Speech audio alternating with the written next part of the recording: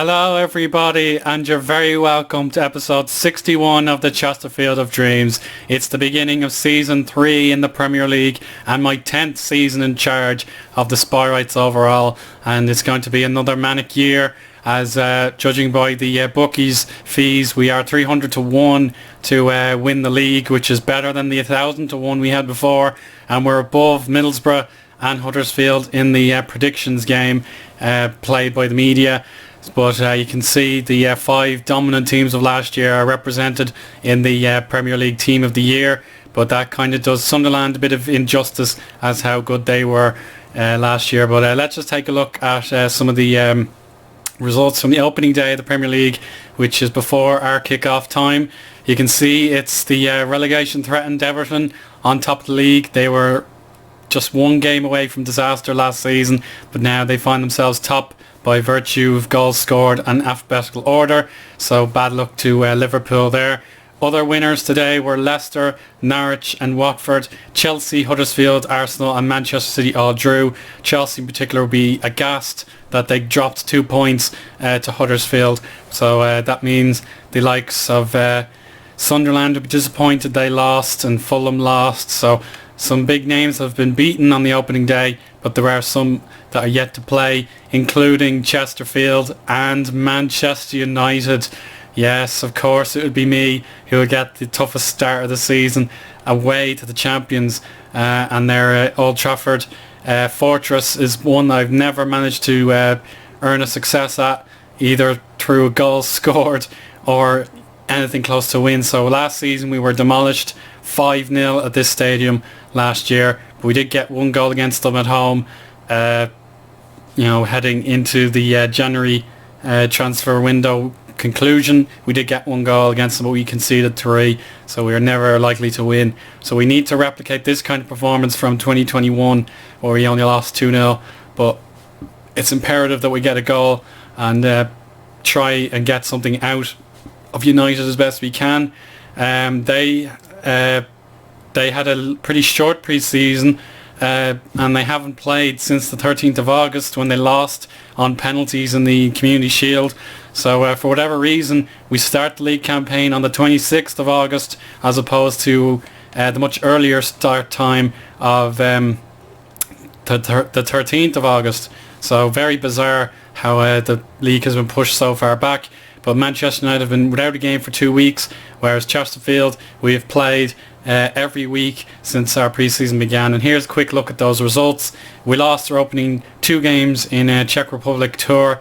We didn't really deserve to win as we were very tired and we were not at all fit, but we needed that sort of game to get us going. This loss in particular was harsh since we got ourselves back into the game, but we still lost. But positive results against Celtic, OHL, Hanover, Matlock and Basford have all contributed to a great pre-season, and we have every reason to be a little bit confident of a result away to Manchester United, or at least a small loss. I'll take that any day of the week. But some great news is that the PreMatch Stadium is now a round 21,000 seater stadium, so Watford are now the owners of the smallest ground in the Premier League, so kind of bad luck for them. But the thing you want to see most, guys, before I head into the livecom is of course my transfer business during the summer, and I've definitely considered the weaknesses of the team, and I've tried to address them as best I can. But obviously there are 1 or 2 hitches that have gone against me, and I hope to survive those sort of things. But out of the club, Reddington, Target, Noe Baba, Charlie Raglan, Matt Doherty, the legendary Lee Griffiths is gone. Very few of my guys have actually found clubs, and then Ollie Banks has actually gone to Aldershot, so I'm delighted for him. He deserves every success. But now for our incoming players, we begin with the backup goalkeeper. He's actually able to avoid being registered, which is ideal, and his wages are very small. So welcome to the club, Marcel Phillips. He was from Colchester, and I spent pretty big on him actually, 2.1 million to get him in. Big endorsement for that player, but he's only 19, and you could definitely make an impression with the homegrown sort of addition, so that's why I brought him in. Stanislas Bembolesa, is my new young left back who is also free from registration rules in the Premier League. He's on cheap wages, and I don't expect him to be better than Target until a few years at least, and he can hopefully get a few games in these early months. His fee looks big on the outset, but there's definitely a few add-on clauses and that sort of thing to make it nearly 5 million. But Marseille, we're happy to let him go. He did reasonably well for the Liga club, but because Paris Saint-Germain are so dominant in that league, there's no real point mentioning anyone else really. You can see how dominant they are. But anyway, back to the concentration, and we have a new centre back yet again. I've opted for Germany as a destination for defenders, and it's Paul Groschoff, who came in from was it Werder Bremen? I think it was, yes. So he hasn't done well for that club at all. They were even relegated not too long ago, but I hope to give this 25-year-old a chance. He can play left back as well, which is vital to my needs. Sam Zand, it took me a long time to get a suitable centre midfielder who had defensive qualities, and Zand, another signing I've made from Millwall. I seem to home in on certain clubs, but he's a backup player. He can definitely borderline rotation, but we'll see how he gets on with his homegrown status, which is also required for me this season. He was nearly 3 million, and he had a great season in the Championship, just 1 year with Millwall before I poached him, and hopefully Leicester will regret letting him go, as they're actually still in the Premier League and he'll be bound to play against them at some stage.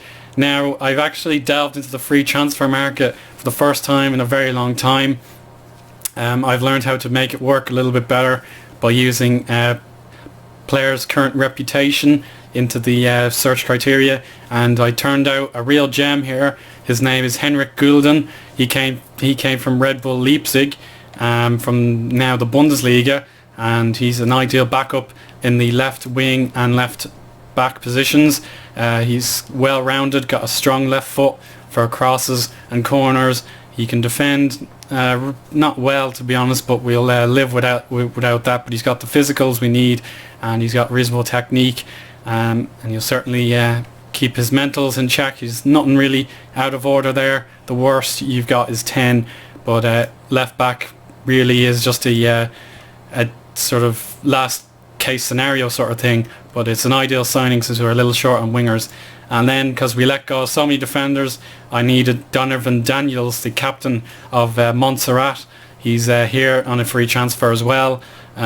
He was signed on a free from Bournemouth. They let him go after a poor season, but he's still got something in the tank, judging by these 2 years. And of course, injuries are not a concern for him. He's very fit and healthy, and a great age of 29 years old.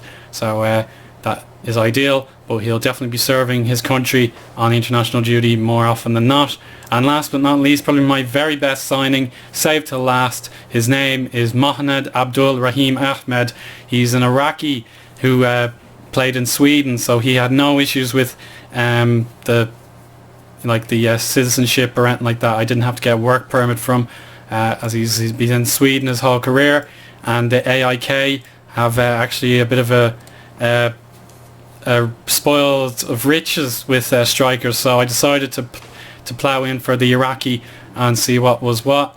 And you can see he's got great language skills, and he's great with the internationals as well. So here he is. He's been in AIK his whole career until this point, and for just 1.5 million euros I was able to take him away and bring him to the middle of England in Derbyshire. So he's got great value up already. He's scored more goals and appearances for Iraq, and it's great to have a Middle Eastern player for the very first time in my ranks. I don't think I've had the opportunity to sign too many, but he's definitely a Yair Messa clone. He's got ideal finishing. He's good at decision making, penalties, and of course pace, aggression and anticipation. So he's got plenty of the necessary stats to be a great advanced forward, just like Mesa.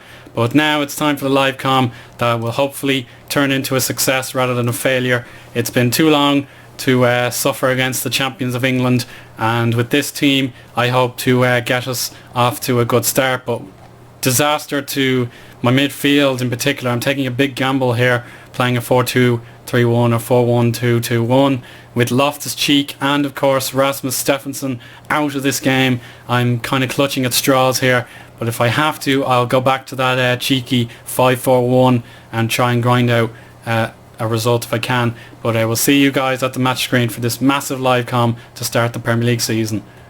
So here are a look at the lineups for today's game. You can see Manchester United and their manager have lined up with the all-powerful three up front with Badjek furthest forward. But Romelu Lukaku is the man to watch, as he always loves to score against me. They've got Kovacic, Antonio Cesar, Rojo and Jones among their starting lineup, and of course the majestic David De Gea is still the number one at this club.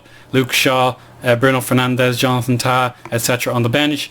You can see, as I mentioned before, we've got Brian Lenihan playing in the ball-winning midfielder centre defensive mid-role with Shanahan on the right back position. Bertram and Wagstaff, my wingers, they had the better of the pre-seasons. In my opinion, Wagstaff actually scored 5 goals in a friendly just last week, and Brian Boring and Callum Cook will have to play a few tricky 1-2s to get the ball to Yari Mesa through the middle if at all possible. So let's now advance to the team talk, take the pressure off the guys, and see what we can do. We really could do a result here. Manchester United are always dangerous, but hopefully the fact that they lost that Community Shield game and haven't played in 2 weeks will do something for us, because if there's one time you want to play the champions, it's the very first game, because they don't know what they're capable of straight away. But I'd definitely be optimistic to win this or even get a draw, but let's just give it a go. It's kick-off time and season 3 of the Chesterfield of Dreams in the Premier League is underway, and I have guaranteed my board that I will survive yet again, so hopefully I don't get sacked if the worst comes to the worst, but that's the gamble I've taken. And that's Januzaj from a set piece. Disastrous start here, and Chesterfield have really got their work cut out. That's just, again, Januzaj, the one player they haven't really given much time to in pre-season. He's very tired, but it doesn't matter when he's capable of that kind of genius from the set piece. And you can see he's reasonably fit, but a disastrous start yet again.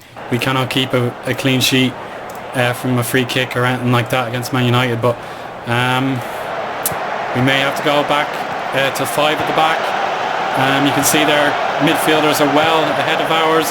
Januzaj tackled, well done from Shanahan, but you can see United are at us again. It's Badjek, corner kick.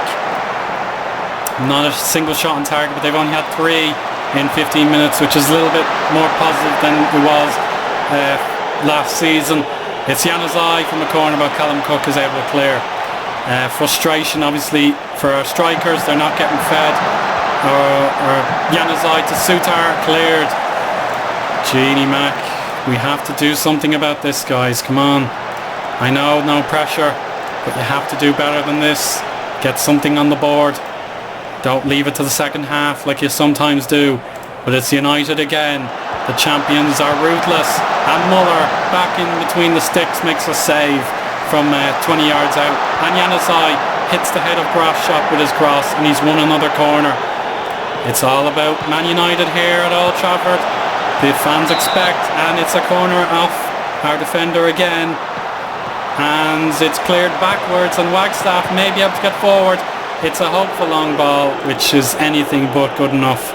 So I think we'll have to go control, take a really stupid gamble and get a shot on target. Anything, any cost, I want a shot on target. Boring tries his best to tackle Kovacic, and it's Januzaj back to Lukaku, but the big Belgian has blazed it over the bar. That's cleared, but you can see our attackers are nowhere near forward. Rojo to Turner, Sutar. Januzaj has beaten his man at the near post, and it's a brace for him, and we're bottom of the league with -2 goal difference. Bertram, well, we're going to have to shoot on sight. It's just desperate now.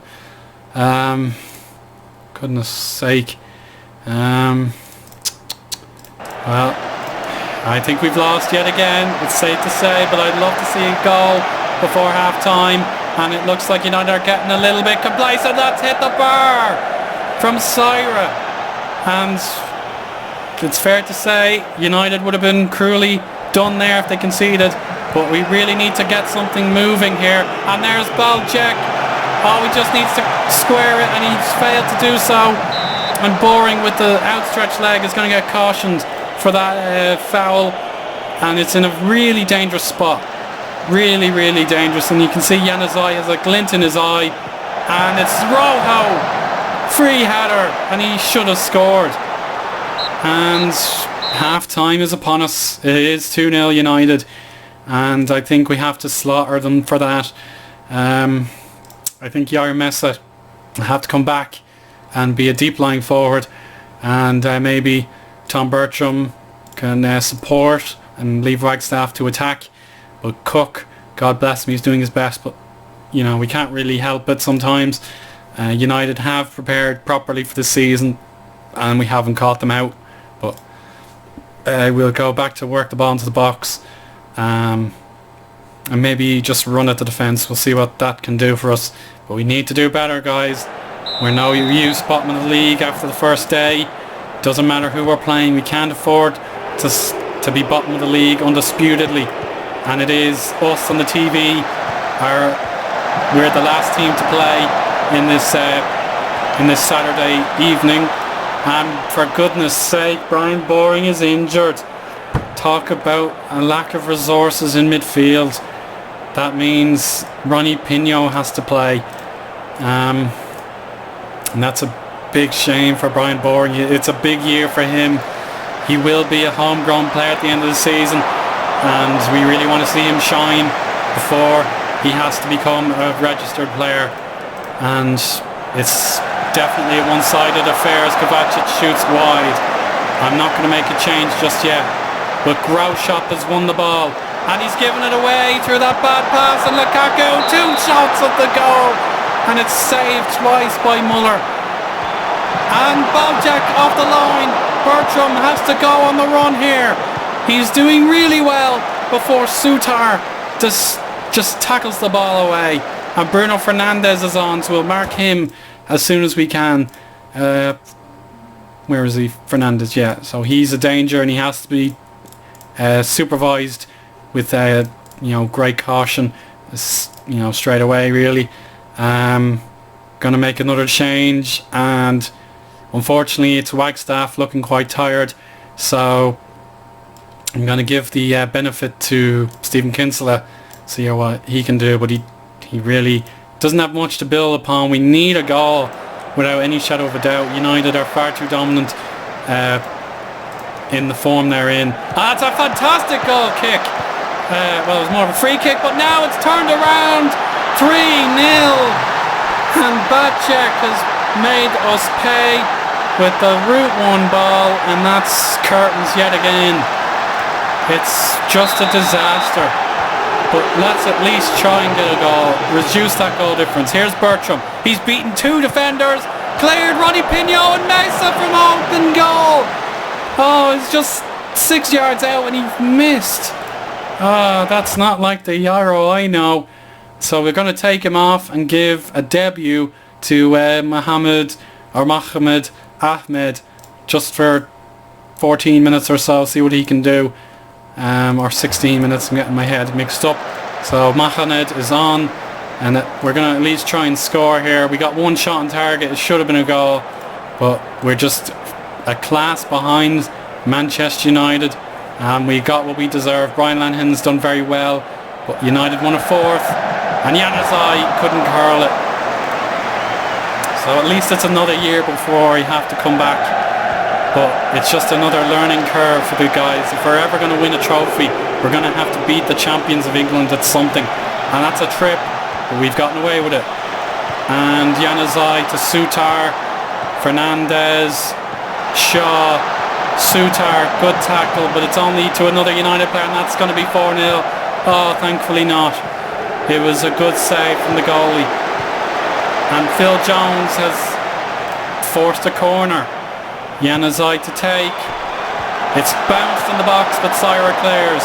Ahmed using his pace, and he's won a late throw in, and it's going to be a bullet, but it's going to be a blast of the whistle to conclude this one-sided affair. And it's rather cruel on us, but United yet again deserve to win and keep the clean sheet. But Brian Boring was injured last week, but he didn't have any ill effects, so hopefully he's not too badly hurt again. But I'll just say I'm far from pleased. We have to play Arsenal next, which is really, really tough. But United, well and truly top of the league, and we are rooted to the bottom. So that's really all I can say about that. It's a disaster, but it's only the opening game, so it's better to get those kind of ones out of the way. But let's just take a look at the schedule. So it's Northampton in the Cup. We play them on Tuesday, so hopefully we'll let our frustrations out on that one. But we follow it up against Arsenal, Tottenham, Newcastle, Chelsea, Sunderland, Fulham and Liverpool. All these teams finished in the top 10 last year, so we're going to have to scrap and scrape for every single point until November time, where we play more realistic opponents like Leicester, Everton, West Brom, Norwich, Huddersfield, Middlesbrough and Watford. So you can't ask for a worse start to the season. But then again, last season was a very lenient start and we made the most of it, which kept us in the league. But no question, we have to play up much better than we did there against United. But we have something to build upon anyway. But it's okay for Brian Boring. He is not injured, but again, Januzaj has mastered the play today and we deserve to lose. But until the next game, I'd like to come back probably I think Sunderland away would be good. We'll see what we can do at the Stadium of Light, just for reference. But that's it for today, everybody. Thanks for watching. Goodbye now.